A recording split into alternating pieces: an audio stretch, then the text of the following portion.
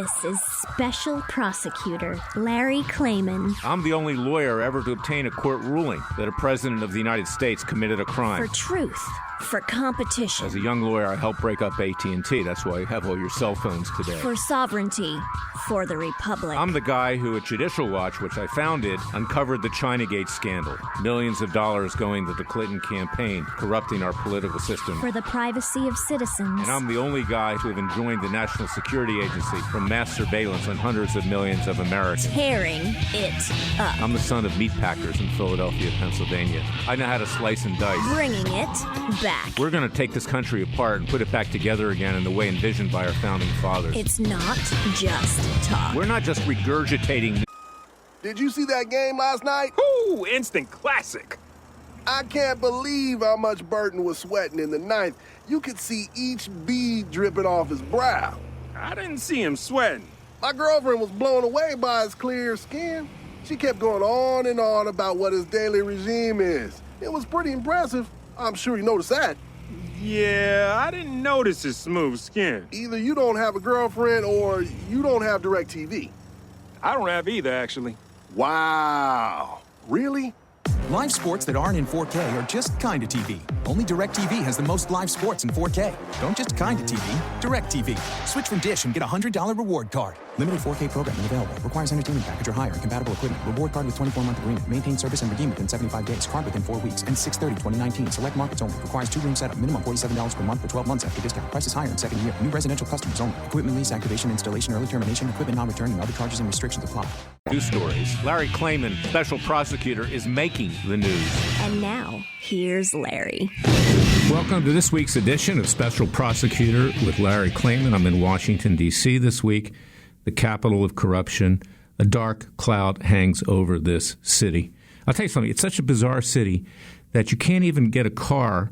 You know, I rent a car to get around here, and you can't even find a parking spot that's big enough to park your car. Okay, and that tells you everything, because this city's not big enough to represent the American people. It's kind of metaphoric. It doesn't represent the American people. It represents itself. The growth is unbelievable. You go to Southwest, one building after another, condominiums, apartments, hotels. You go to Boston, it's become a major city. It's unreal. The amount of money that is pouring into this city, which corrupts the political establishment, who works for the money but doesn't work for the American people, is an absolute outrage. It's criminal in and of itself. And that's what got me to do what I do many, many years ago. Even before I started Judicial Watch in 1994, I saw how money was influencing results with regard to my clients, with regard to judges, with regard to magistrates. It offended me so much that I said one day, when I can afford it, because these judges and magistrates almost bankrupted me with some of the decisions they were making with my clients who I would defend, and some of my private clients would then run off scared and I would never be paid. I was on my financial knees. But when I could afford it, I settled a big case. I used my own money to start Judicial Watch, and I did that. You know, some people said, Larry, why did you start Judicial Watch? Because I wasn't making any money at the time doing that. I said, well, you know, some people play golf. I used to be a pretty good golfer. I was a scratch golfer, as a matter of fact. I said, but, you know, I'm a lawyer now. I don't have time for that. So I'll do this as my hobby. And my hobby became my profession. Public prosecutor number one, not of the Justice Department, my alma mater, but of the American people, because the Justice Department does not represent the American people. It represents the political interests here in Washington, D.C. And as I've said in prior shows, you know, my hat's off to new Attorney General Bill Barr for at least stopping the Mueller investigation. But what did he do? It's now moved over to the House of Representatives, so it's a shell game. And we have this very vile individual who's Speaker of the House, Nancy Pelosi, who I call the Wicked Witch of the West. Of course, she's the congresswoman from the district in San Francisco, which is now completely on its knees, so to speak, actually on its back. I had to go there 3 times in the last year. I was on Market Street, and I saw all these people lying around almost dead with syringes, with feces. I was shocked. This used to be a very beautiful city, San Francisco. It's a wreck now. Trash everywhere. New York City has trash too, I might add, but not to the extent of what you see in San Francisco with people laying in the streets dying. So she's the Wicked Witch of the left, and I say the West as well. And just look at her. Look, she just reeks hatred. Her mouth is literally dripping with hatred. She looks like a witch. I mean, she's more frightening than the witch in The Wizard of Oz, the Wicked Witch of the East. And who's the Wicked Witch of the East today? That's Hillary Clinton. So you got a duo here. You got two witches here. One who's trying to destroy President Bush. Excuse me, Freudian slip, okay? He was not a great president either, but President Trump is. She's trying to destroy President Trump. Nancy Pelosi, the Wicked Witch of the West, and the Wicked Witch of the East, Hillary Clinton, with her deep state, with the intel czars and Obama, Clapper and Brennan, with James Comey and others trying to destroy President Trump from the inside of the deep state of government. And who is it that's really standing up to these people?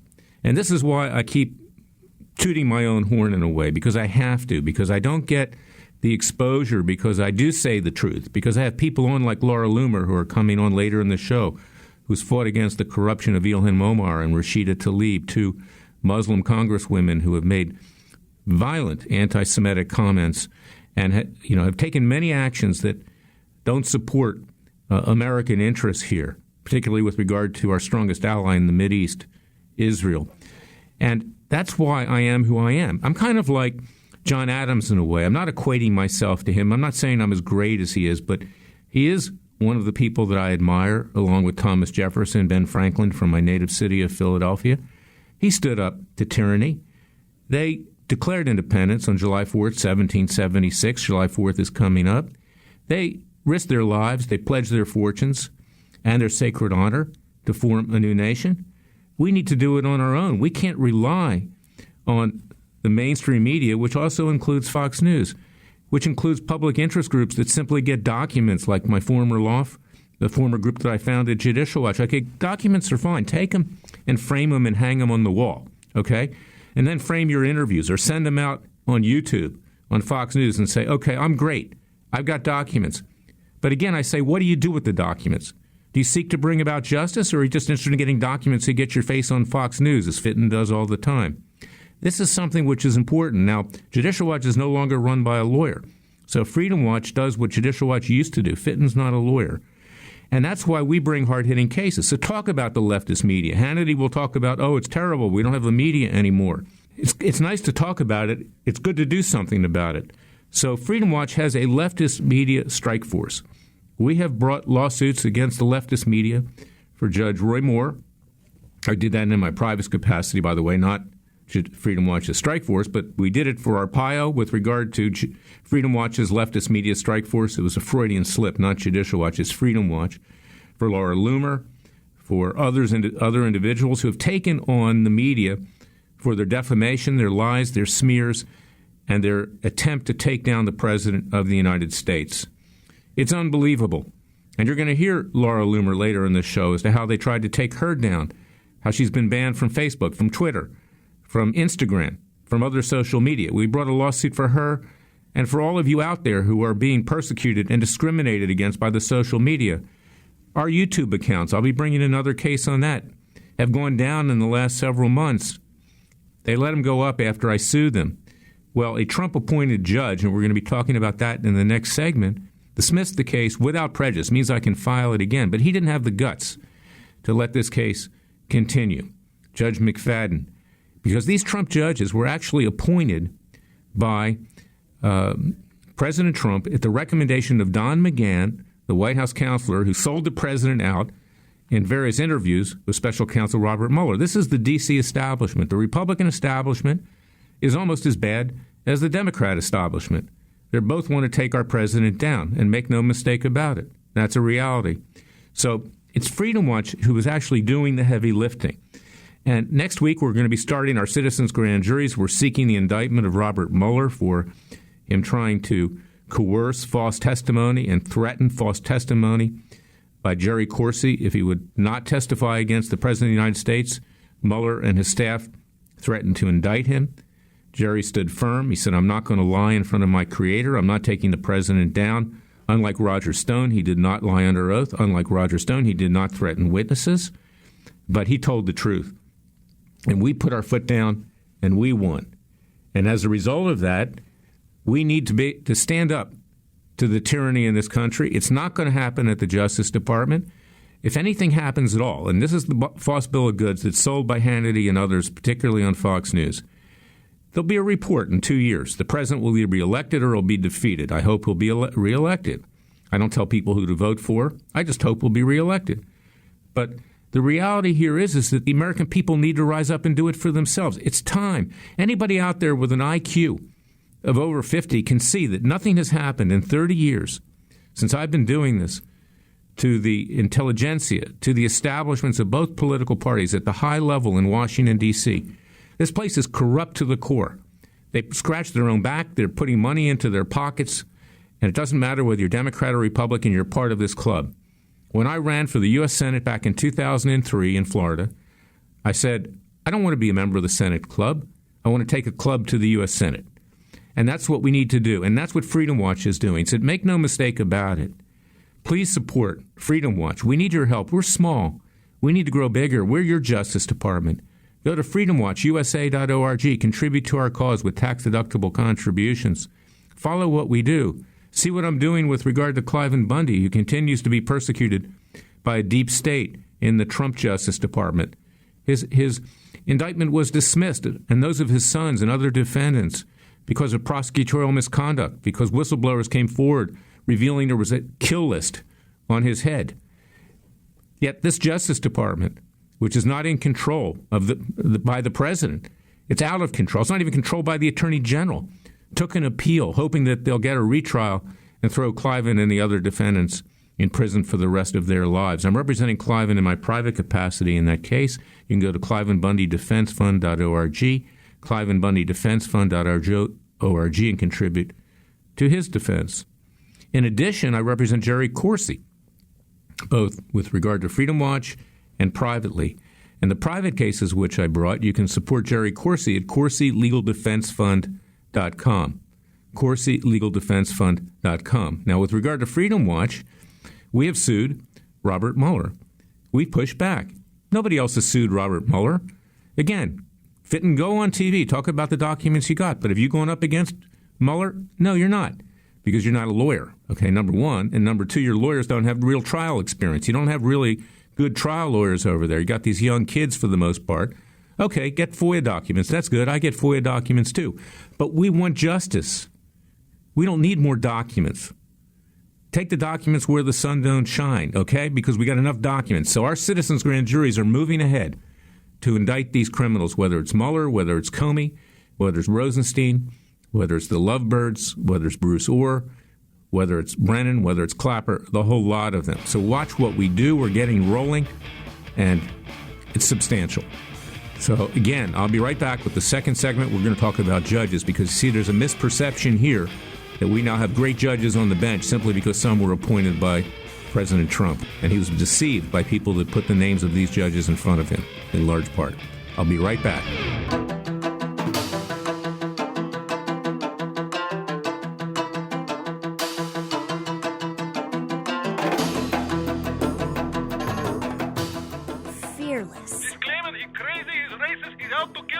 Dangerous. Don't care. Use the court and the law. Lethal. This is bad. Special prosecutor Very bad. Larry Klayman. If you'd like to support Freedom Watch and this radio show, go to freedomwatchusa.org. I'm going to do a seminar sometime this fall.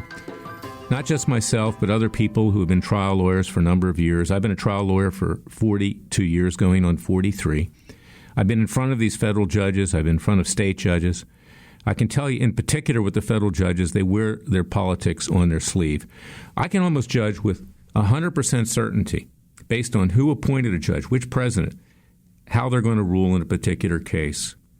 The president, I'm talking about Donald Trump, has lost virtually every single lower court decision, whether it's on immigration or anything else, with lower court, Clinton, and Obama judges.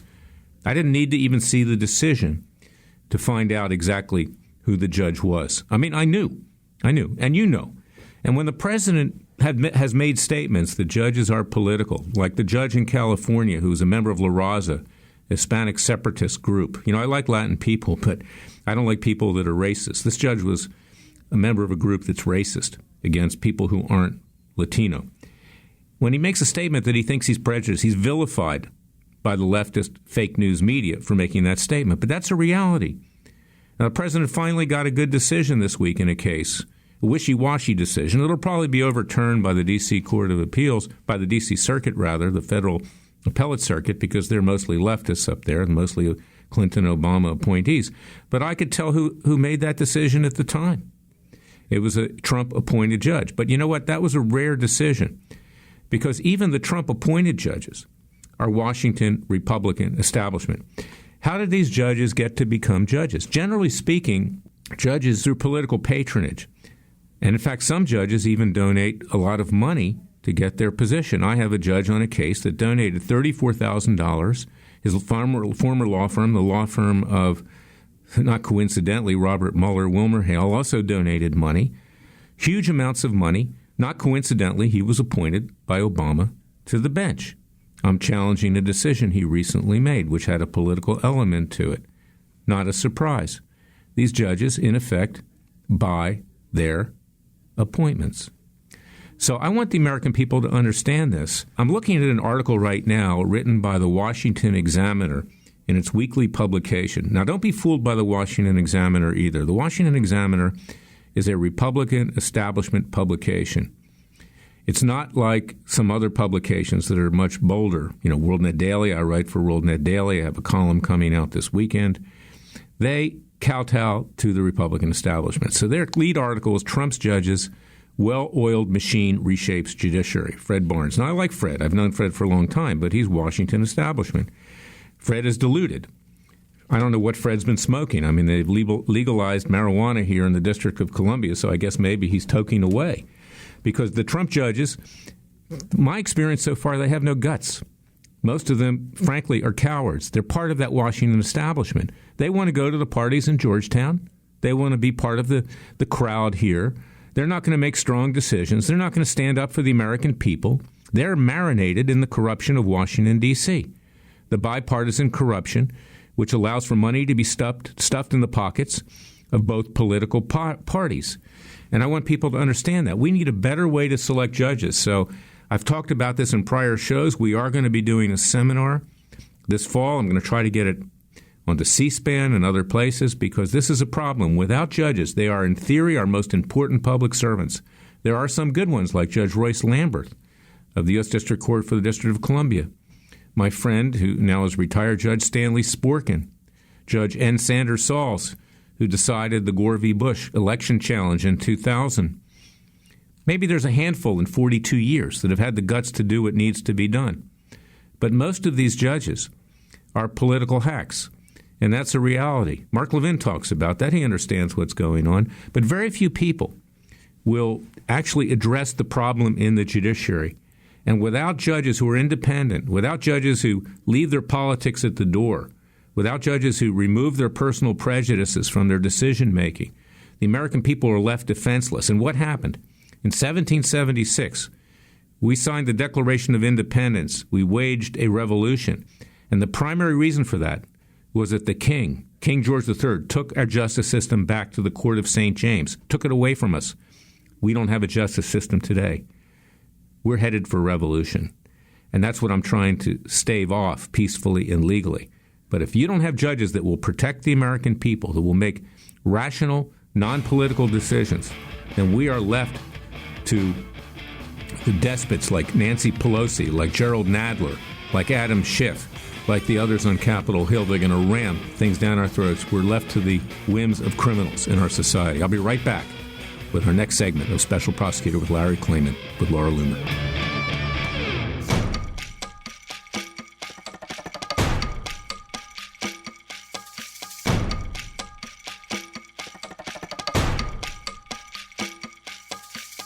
And now, 4 words that make corrupt politicians make wee-wee in their little pants. Transparency and the rule of law will be the touchstones of this presidency. But we have to pass the bill so that you can find out what is in it. Special Prosecutor Larry Klayman. Be the one who makes our country great again. Go to freedomwatchusa.org and donate. I'm here with my special friend and colleague, as well as my client, Laura Loomer. She's become quite famous for taking on the rich and powerful, taking on interests that no one else will take on, similar to yours truly, of course. I have a number of clients like that. That's why I gravitate to them. That's why they're my friends. That's why I represent them, because they need to be heard in this society, and they need to bring about justice. And, of course, Laura Loomer was at the forefront of uncovering the corruption and the criminality of Ilhan Omar, and also the vehement anti-Semitism of Rashida Tlaib and others. She's a Zionist. I'm a Zionist. We believe in Israel. We don't believe that Palestinians have a right to the land, either legally or with regard to the Bible. I'm sorry, that's the way we feel. And that's a reality. I mean, they deserve to live in peace. They can go to Jordan. They can go wherever they want. But they forfeited their right to Israel after several wars where they sought to annihilate the Jewish people and the Jewish state. That's the way it is. That's the way war works.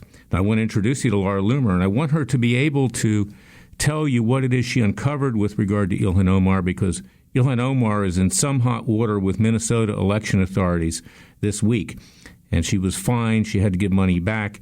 Laura is the one who uncovered that in her excellent journalism, and she is a journalist. Welcome to Special Prosecutor with Larry Klayman, Laura. Thanks for having me, Larry. Tell us, how it is you came about to uncover this corruption by Representative Ilhan Omar, this vehement anti-Semite from Minnesota. The thing about it is the media is completely corrupt, and the establishment media has no interest in preventing these people like Ilhan Omar from getting into office because they view it as a way to kill their ratings, right? So Fox News and CNN are getting much more ratings now talking about Ilhan Omar with the controversy she's embroiled in than they would have if she would have been disqualified for all of these things that we already knew about Ilhan Omar that are now coming to light. The most recent one is the fact that Ilhan Omar violated campaign finance rules, and she used her campaign funds to pay a divorce attorney to divorce her brother. So, you and I both know this. I was on the ground in Minnesota last year while Ilhan Omar was still a candidate, and I was helping to expose the fact that she married her brother, okay? And there's a widespread question and controversy surrounding her immigration status and whether she committed immigration fraud, student loan fraud, by engaging in a fake sham marriage with her brother, right?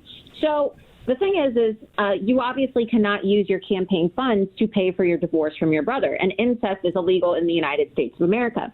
So when I was in Minnesota on the ground, I went to one of Ilhan Omar's campaign events. It was actually a joint campaign event with Rashida Tlaib, her partner in crime. And this was before they were even elected to Congress, right? This was when they were still candidates, and the media had all the power in the world to shine a light on their insidious behavior and actions. And when I was at this event, I confronted Ilhan Omar on camera, and I asked her about marrying her brother. I asked her why she's a Jew hater. I asked her about her ties to terrorist organizations and her support of ISIS.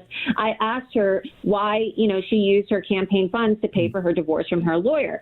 And when I did this, she was standing next to Rashida Tlaib. And when I tried to question Rashida Tlaib as well, Rashida actually physically assaulted me, and she tried to steal my phone and break it. And it's all on video. I filed a police report. This was documented, but of course the media didn't really talk about it much.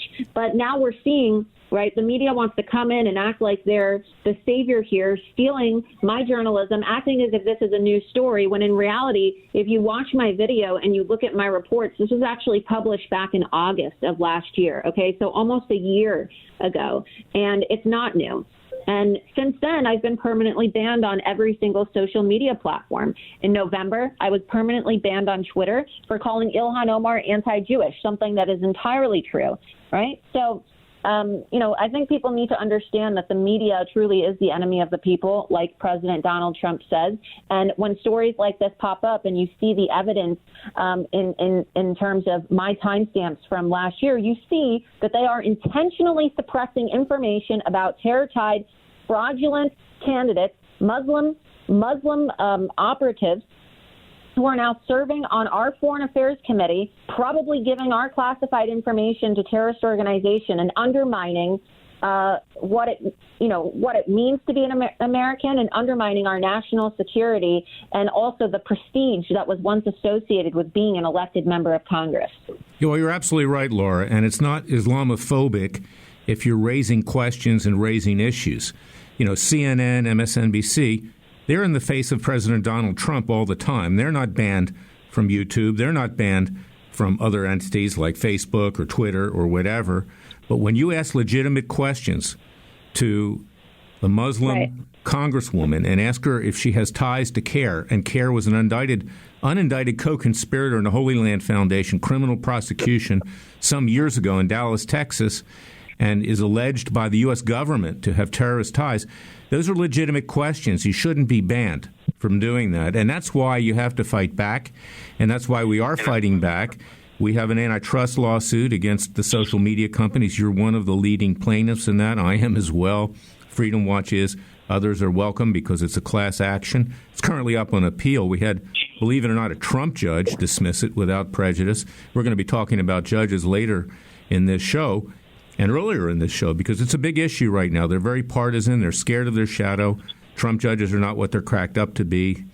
Unfortunately, the president rubber-stamped what was handed to him by Don McGahn, who sold the president out in interviews with Special Counsel Robert Mueller, falsely, I believe. But you're fighting back, and we're going to be bringing a defamation lawsuit against Facebook, who called you dangerous, and against others like NPR and other entities which called you a white supremacist. You're not a white supremacist just simply because you are questioning the conduct. The illegal conduct is alleged of Representative Ilhan Omar and of the other Congresswoman, Rashida Tlaib, both of whom are Muslim, both of whom are vehement anti-Semites, both of whom hate Israel, both of whom have been trashing the United States in public since they took office. Right. Yeah, exactly. And, I think it's really dangerous when you have a mainstream media or media elite that cannot be trusted. And not only are they intentionally suppressing this information that the public needs to know about, but they're also smearing people who are actually doing the hard work and investigating. And I think it's problematic when you have media companies like CNN working alongside, right, with the far left tech industry and tech companies like Twitter and Facebook and these other, social media giants to ban people who they don't like, right? We saw it this week with Vox Media journalists targeting conservatives on YouTube. We saw it with the way that CNN colluded with Twitter and Facebook to get Alex Jones and InfoWars banned. And this is a very dangerous path that we're going down, because when you look at what the media is supposed to represent, it's the fact that it is a fourth estate. It's supposed to be a watchdog for the people, right? We have totally strayed away from what the institution of the fourth estate was intended to be and what it is supposed to be. It's done, it's had a total facelift. Well, let me say this, Laura, too, there's a distinction between you and Alex Jones and InfoWars. I used to be friendly with Alex Jones and InfoWars. I got issues with them now with regard to their defaming Jerry Corsi and me on behalf of Roger Stone.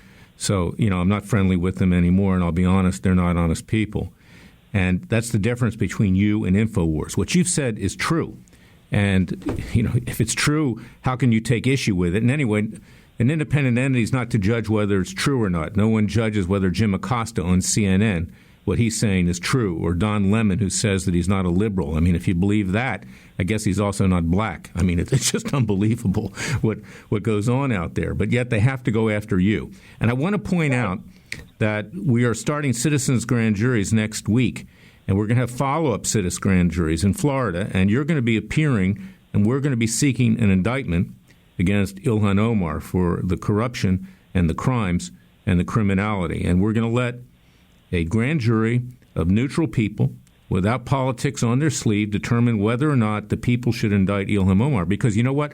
The federal government has no guts, and I filed a complaint with the Department of Homeland Security. They did nothing. I wanted her investigated for immigration fraud, possibly deported if it proved to be true with regard to due process rights in a hearing. And when they did nothing, I then filed a court case to force them to do it. And see, and this is the problem. The president is a great man. I support him. He's got a good heart, and he's doing the right thing. But the people underneath him at these agencies, it's still the deep state. It's still controlled by people who are not loyal to him or the American people. And therefore, we need to do it ourselves through citizens' grand juries, peacefully and legally. And you're going to be a material witness in that citizens' grand jury. Well, I'm looking forward to it. Well, this is important because, see, my clients, whether it's Laura Loomer, whether it's Judge Roy Moore, Sheriff Arpaio, whether it's Laurie Loon, who was destroyed by people at Fox News, and it continue to be, we have a lawsuit for her too, one of the women who was the most sexually harassed by Roger Ailes, and now the head of Fox News lies about it, Suzanne Scott, and defames her.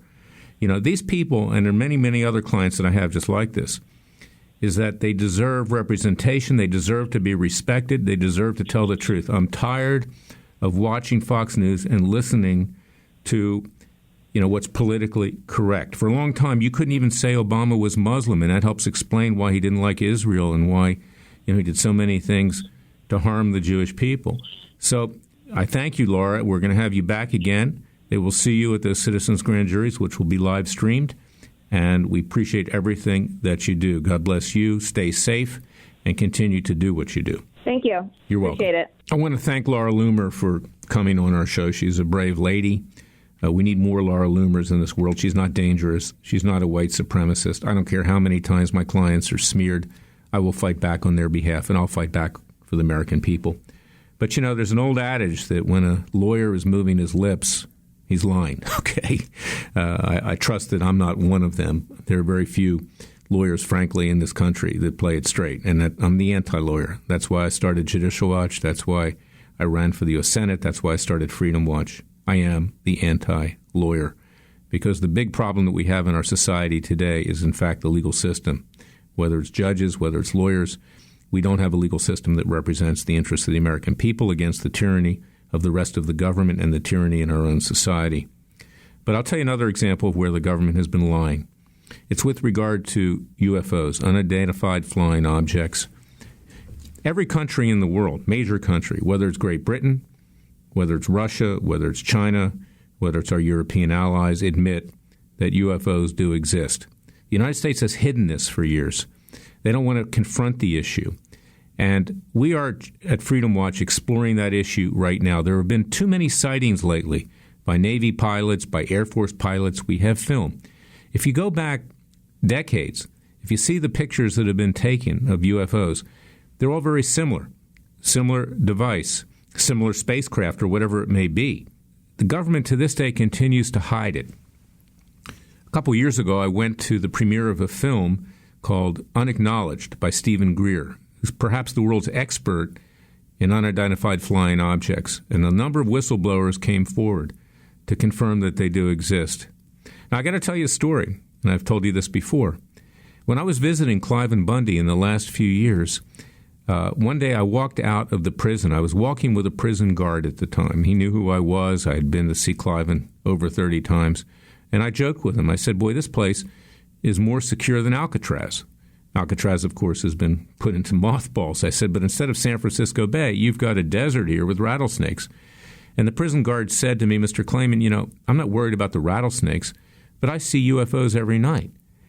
This is Area 51.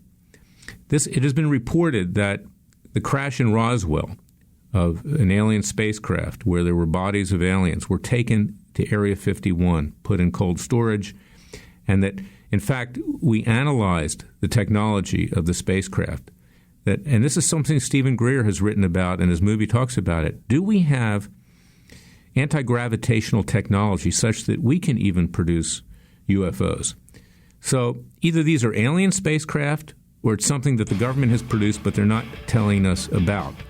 I believe that it's probably alien spacecraft, and I believe these people are not harmful to us. They're peaceful. They've been here for a very long time, and they want to see exactly what's going on, and therefore we're going to be investigating this, so stay tuned.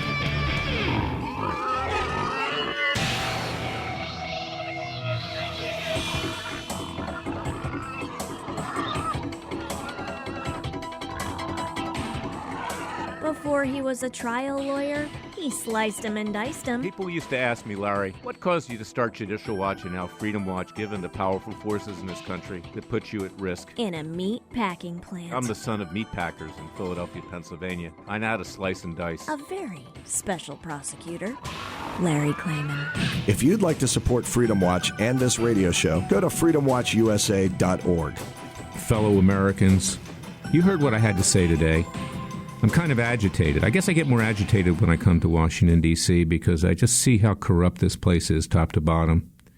Frankly, gives me a sick feeling in my stomach. I've been fighting for 30 years to bring about some justice in this city and throughout the United States. The Justice Department, to use the term loosely, is not going to do it.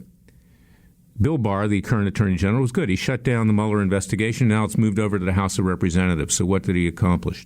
It's not his fault that we have the Wicked Witch of the West, Nancy Pelosi, wanting to throw the president in prison, much less impeach him.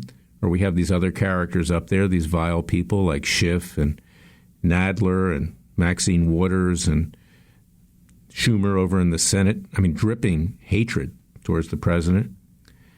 It's not his fault that we have judges who have no guts. Either they're political partisans of Obama and Clinton, or they're Trump-appointed judges, which he appointed not knowing that these people were establishment hacks that aren't going to stand up for him, only on a rare occasion like this week. But we need to ourselves look inward. I get up every single morning, I've said that before, and I say to myself, what can we do to save the vision of our founding fathers? What can we do to save this republic? What can we do to honor the future of our generations and make sure that they're preserved? Because it's slipping away really quickly. And frankly, other than my hard-hitting lawsuits, which I bring about, and I hope that I get a good judge, I hope I draw a judge like Judge Royce Lamberth or others on a case who actually will do something. The citizens' grand jury is the only means to do it peacefully and legally. I don't want to see violence in the streets. I don't want to see bloodshed. Jefferson predicted that. He said it was going to happen. He said we would go downhill. We'd have a revolution every other generation. He even advocated spilling blood. I don't. What I want to see is the American people rise up. We have the right to commission grand juries. Justice Antonin Scalia said the grand jury belongs to the American people. In the Old West, the American people had to mete out justice for themselves. We didn't have a Justice Department until 1870. And that's what we're seeking to do at Freedom Watch. And we're starting those citizens' grand juries next week. Now, we need your help. It's expensive. I'm going to be doing them all around the country. We're going to be coming to your hometown or at least an area near you. And I want the American people to know that once we get convictions in trials, we're going to have citizens' trials, we will seek to enforce those convictions. We will ask the president to mete out the sentences. If he doesn't, we'll seek to enforce them peacefully and legally. But if nothing else, we're educating the American people.